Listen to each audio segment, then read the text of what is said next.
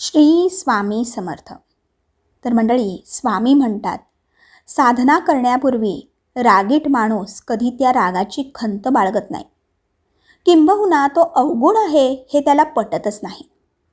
तो म्हणतो व्यवहारात असा दरारा पाहिजेच, त्याशिवाय कसे चालेल. एक साधक मला म्हणाला की अलीकडे मला फार राग येऊ लागला आहे. राग आत्ताच येऊ लागला असे नसून पूर्वीपासूनच त्याच्याजवळ तो होता, परंतु साधना करू लागल्यापासून त्याला जाणीव होऊ लागली आहे किंवा क्रोध वाईट आहे हे आता त्याला कळू लागले आहे, इतकेच. तर मंडळी, याचा बोध हाच की जिथपर्यंत आपल्याला स्वतःचे खरे दर्शन होऊ शकत नाही तिथपर्यंत दुसऱ्यांचे अवगुणच आपल्याला दिसतात. पण जेव्हा आपण साधना करायला लागतो तेव्हा आपल्यातले अवगुणही आपल्याला दिसायला लागतात. त्यामुळेच आपल्याला जर स्वतःमध्ये बदल घडवून आणायचा असेल तर नामस्मरण आणि साधना हा एकच मार्ग आहे, हे कायम लक्षात ठेवा. धन्यवाद.